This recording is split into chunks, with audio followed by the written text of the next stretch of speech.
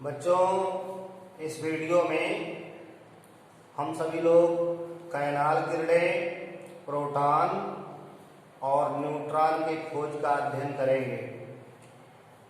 Canal किरणें या धन किरणें और ये किरणें जिन कणों से बनी हैं उन्हें प्रोटॉन कहा जाएगा।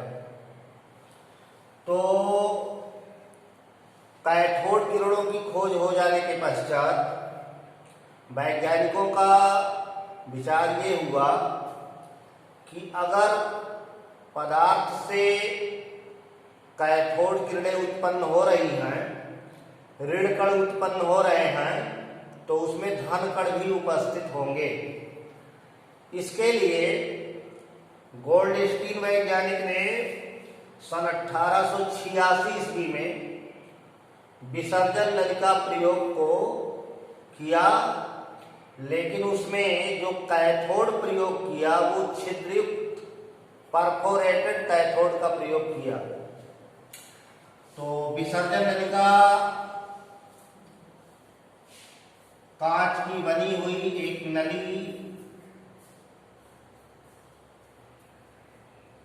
जिसमें निर्वात पंप लगा हुआ,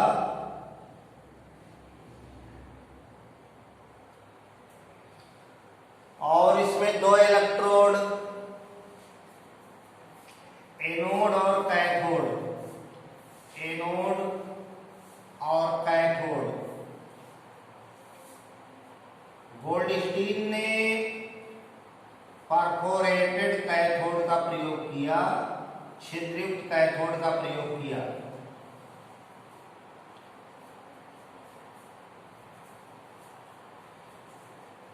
तो ये विसर्जन नलिका है जिसमें दो इलेक्ट्रोड, एक कैथोड और एक एनोड, ऋण प्लेट और धन प्लेट। दोनों प्लेटों को हाई वोल्टेज सोर्स से जोड़ दिया गया। High voltage source.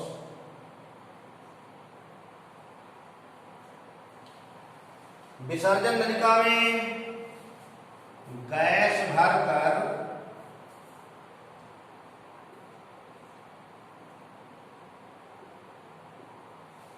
और वैक्यूम पंप के द्वारा, निर्वात पंप के द्वारा दाब को अल्प करके इलेक्ट्रोडों के मध्य विभवांतर स्थापित कराया गया। तो देखा गया कि कैथोड के पीछे चमक उत्पन्न होती है, कैथोड के पीछे चमक पैदा होती है। इसका तात्पर्य हुआ कि एक प्रकार की किरणें कैथोड के छिद्रों से होकर के कैथोड के पीछे के क्षेत्र में प्रवेश करती हैं और उनके प्रवेश होने से चमक उत्पन्न होती है।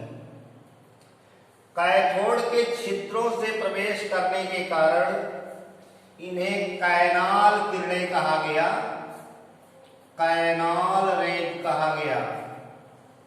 कैनाल का मतलब है क्षेत्र, पोर। तो गोल्डस्टीन ने छिद्रित कैथोड लगी हुई विसर्जन नलिका में गैस भरकर बहुत अल्प दाब पर विद्युत विसर्जन कराया। तो देखते हैं कि कैथोड के पीछे चमक उत्पन्न होती है। कैथोड के पीछे के क्षेत्र में एक प्रकार की किरणें प्रवेश करके चमक उत्पन्न करती हैं। कैथोड के पीछे चलने वाली इन किरणों को कैनाल किरणें कहा गया, क्योंकि ये कैथोड के छिद्रों से होकर के गुजरती है। और जो कैथोड रेज थी वो कैथोड से एनोड की तरफ जा रही थी। ये कैथोड रेज है। तो इस तरह कैनाल किरणों की खोज हुई कैनाल किरणों की खोज हो जाने के पश्चात इनके गुणों का अध्ययन किया गया तो ज्ञात हुआ कि कैनाल किरणें सीधी रेखा में चलती हैं। ये भी अगर इनके मार्ग में कोई क्रॉस रख दिया जाए तो उसकी छाया बनेगी। तो कैनाल किरणें सीधी रेखा में चलती हैं। अगर इन्हें विद्युत और चुंबकीय क्षेत्रों से गुजारा जाए तो ये अपने मार्ग से विचलित हो जाती हैं। विद्युत क्षेत्र में कैनाल किरणें ऋणावेशित प्लेट की ओर मुड़ती हैं। अगर दो प्लेट लगा करके विद्युत क्षेत्र उत्पन्न किया जाए तो कैनाल किरणें ऋणावेशित प्लेट की ओर मुड़ती हैं और इससे ज्ञात होता है कि ये धन कणों से बनी हैं। यानी कैनाल किरणें धन किरणें हैं। जिन कणों से इनकी रचना हुई है वो पॉजिटिव हैं, धनावेशित हैं। ये किरणें फोटोग्राफिक प्लेट को प्रभावित करती हैं और धातुओं की पतली पन्नी को भेद कर आर पार निकल जाती हैं। इनकी वेधन क्षमता कैथोड किरणों की तुलना में कम होती है। कैनाल किरणें प्रतिदीप्त और स्फुरदीप्त उत्पन्न करने की क्षमता रखती हैं। प्रतिदीप्त का तात्पर्य है जब किसी पदार्थ पर कैनाल किरणों को डाला जाता है तो उसमें चमक उत्पन्न होती है। और स्फुरदीप्त का तात्पर्य है कि जब किरणों को डाला जाता है और पदार्थ को अंधेरे में लाया जाता है तो चमक प्राप्त होती है। तो कैनाल किरणें प्रतिदीप्त और स्फुरदीप्त उत्पन्न करने की क्षमता रखती हैं। कैनाल किरणों का वेग कैथोड किरणों के वेग से कम होता है और इनका जो द्रव्यमान है, जिन कणों से इनकी रचना है, उन कणों का द्रव्यमान कैथोड किरणों के कणों से ऊंचा होता है। इनका मास ज्यादा होता है। तो इस प्रकार कैनाल किरणों की खोज हुई और कैनाल किरणों के गुणों का अध्ययन किया गया। नेचर ऑफ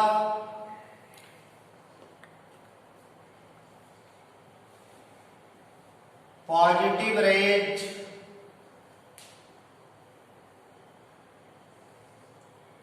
धन किरणों की प्रकृति। पॉजिटिव रेज का नेचर क्या है, धन किरणों की प्रकृति क्या है?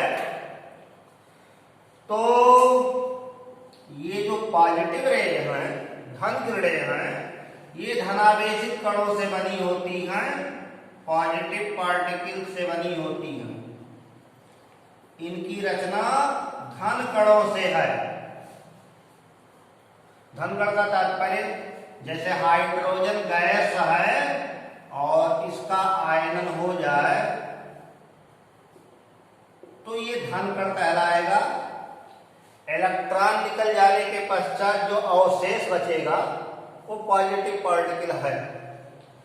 जैसे हीलियम है, हीलियम के दोनों इलेक्ट्रॉन निकाल दो, 2 पॉजिटिव, तो इलेक्ट्रॉन निकलने के पश्चात ये पॉजिटिव पार्टिकल कहलाएगा।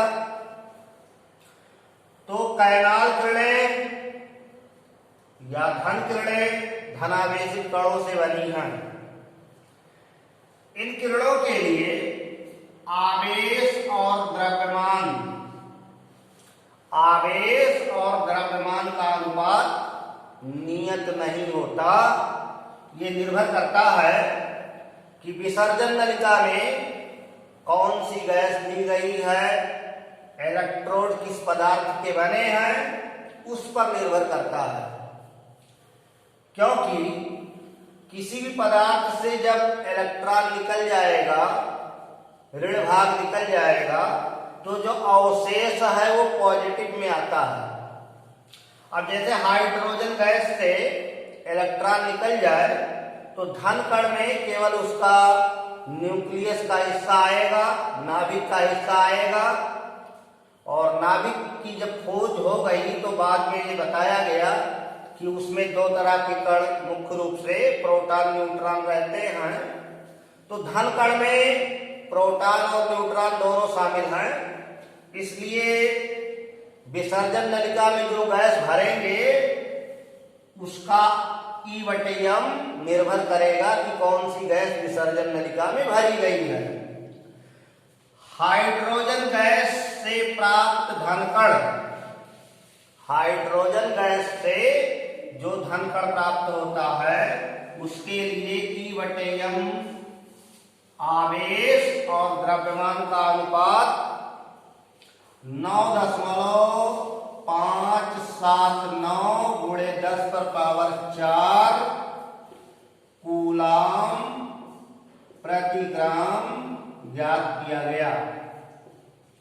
तो हाइड्रोजन गैस से प्राप्त धनकण के लिए आवेश और द्रव्यमान का अनुपात 9.579 गुणे 10⁴ कूलाम प्रति ग्राम है। अब यदि उस धनकण का आवेश जो पॉजिटिव आवेश है वो 1.602177 गुणे 10⁻19 कूलाम लिया जाए। जितना ऋणावेशित कणों पर ऋण आवेश होता है, धनावेशित कण पर उतने यूनिट का धनावेश लिया जाए, इतना कूलाम आवेश लिया जाए, तो हाइड्रोजन गैस से प्राप्त धनकण का द्रव्यमान आएगा 1.6726 गुणे 10⁻24 ग्राम। तो हाइड्रोजन गैस से प्राप्त धनकण का जो मास है वो 1.6726 गुणे 10⁻24 ग्राम है। तो आवेश जो चार्ज पॉजिटिव पार्टिकल का होगा वो 1.602177 गुणे 10⁻19 coulomb. Mass of positive particle 1.6726 गुणे 10⁻24 ग्राम। तो हाइड्रोजन गैस से प्राप्त धनकण के लिए E/M का मान उच्च आता है, और किसी गैस से प्राप्त धनकण के लिए ज्ञात करेंगे तो E/M का मान इससे कम ही आएगा। तो हाइड्रोजन गैस से प्राप्त धनकण जिनका आवेश 1.602177 गुणे 10⁻19 कूलाम और जिसका द्रव्यमान 1.6726 गुणे 10⁻24 ग्राम है, उसे प्रोटॉन कहते हैं। हाइड्रोजन गैस से प्राप्त धनकण को प्रोटॉन कहते हैं। हाइड्रोजन का जो हल्का समस्थानिक है वो प्रोटियम कहलाता है। प्रोटियम 1H1, और इस 1H1 में एक प्रोटॉन, एक इलेक्ट्रॉन, न्यूट्रॉन नहीं होते। तो इलेक्ट्रॉन निकाल दिया जाए तो केवल प्रोटॉन बचेगा। तो हाइड्रोजन गैस से प्राप्त धनकण प्रोटॉन कहलाता है, उसी को प्रोटॉन कहते हैं। तो इस प्रकार कैनाल किरणें और प्रोटॉन की खोज हो गई। अब आपको न्यूट्रॉन की खोज बताते हैं। Discovery of neutron. Discovery of neutron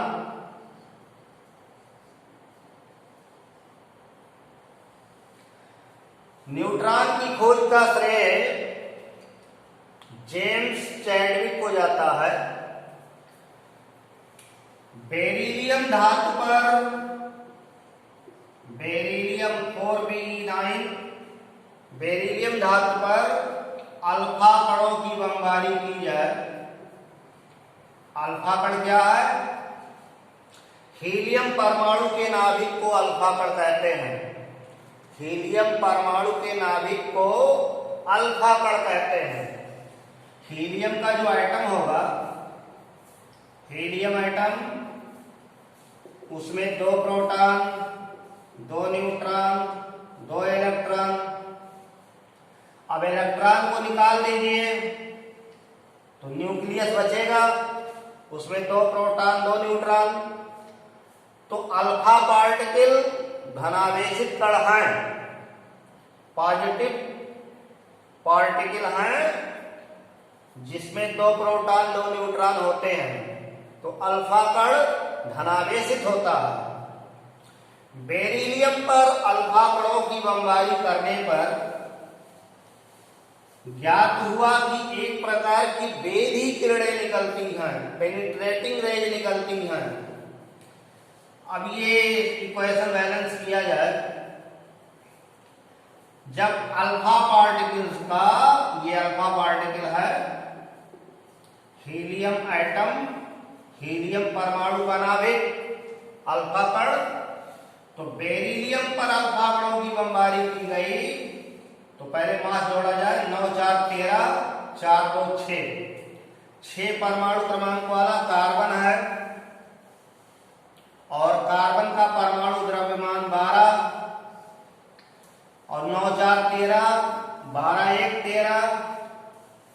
तो यहां से एक प्रकार की बेधी किरणें निकलती हैं और अंग्रेज वैज्ञानिक जेम्स चैडविक ने सन 1932 में इन किरणों का अध्ययन किया। इनका अध्ययन करके निष्कर्ष निकाला कि ये किरणें अति सूक्ष्म विद्युत उदासीन कणों से बनी हैं, जिनका द्रव्यमान हाइड्रोजन परमाणु के द्रव्यमान के लगभग बराबर है, परंतु ये विद्युत उदासीन है।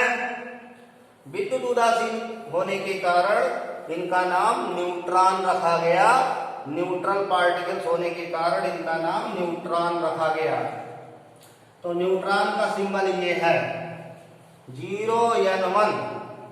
बेरिलियम पर अल्फा कणों की बमबारी करने पर बेरिलियम कार्बन में बदल गया और एक प्रकार की बेधी किरणें निकलती हैं, जिनकी प्रकृति विद्युत उदासीन है, लेकिन द्रव्यमान हाइड्रोजन परमाणु के द्रव्यमान के लगभग बराबर है।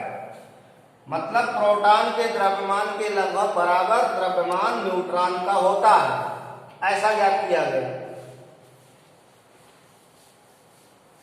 तो न्यूट्रॉन की खोज का श्रेय जेम्स चैडविक को दिया जाता है। आगे नाभिक, परमाणु नाभिक की खोज हुई है।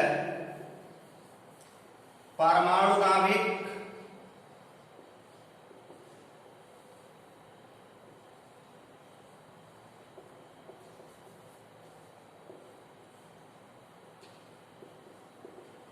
डिस्कवरी ऑफ एटॉमिक न्यूक्लियस, परमाणु नाभिक की खोज। नाभिक की खोज का श्रेय रदरफोर्ड को दिया जाता है। वैज्ञानिक रदरफोर्ड ने परमाणु नाभिक की खोज की थी।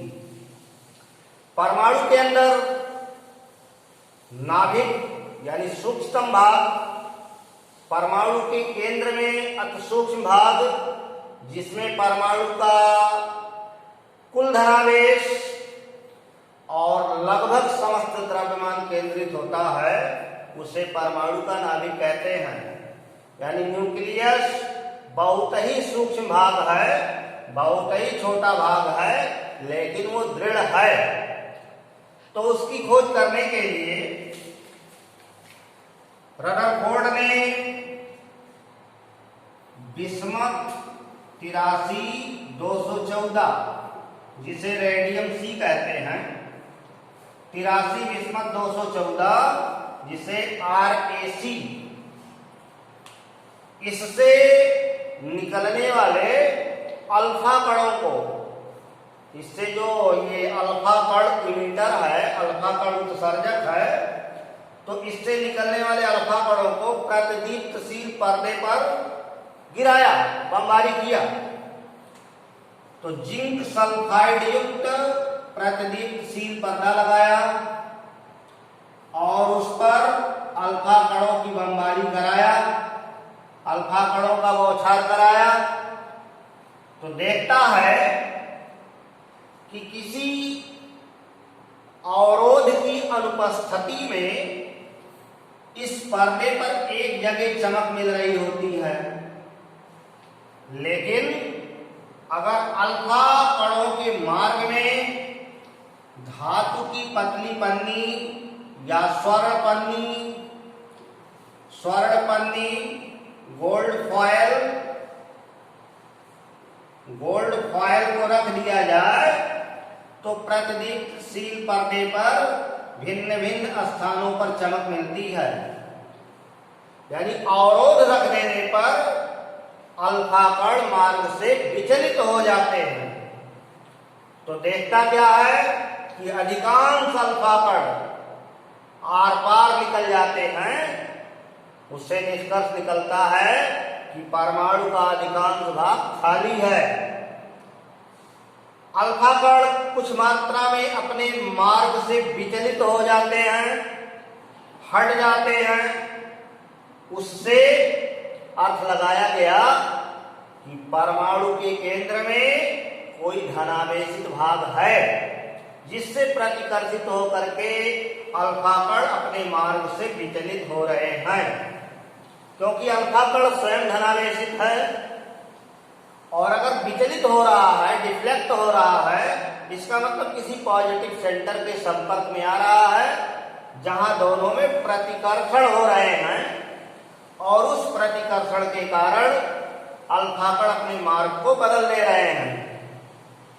बहुत कम मात्रा में अल्फा कण अपने मार्ग से वापस लौट आए, वापस चले आए। इसका अर्थ लगाया गया कि परमाणु के केंद्र में जो छोटा बहुत सूक्ष्म हिस्सा है वो बहुत रिजिड है, दृढ़ है, और जब उसके संपर्क में अल्फा कण गए तो उससे टकरा करके वापस आ गए। इन प्रयोगों के द्वारा, अल्फा कण प्रकीर्णन प्रयोग के द्वारा रदरफोर्ड ने परमाणु के अंदर सूक्ष्म भाग की खोज की, जिसे परमाणु का नाभिक कहते हैं। परमाणु का नाभिक परमाणु के अंदर स्थित हुआ सूक्ष्मतम भाग, जिसमें परमाणु का कुल धनावेश और लगभग समस्त द्रव्यमान केंद्रित होता है, उसे परमाणु का नाभिक कहते हैं। तो बच्चों, इस वीडियो में हम लोग परमाणु नाभिक तक अध्ययन किए। आगे अगले वीडियो में अध्ययन करेंगे। धन्यवाद।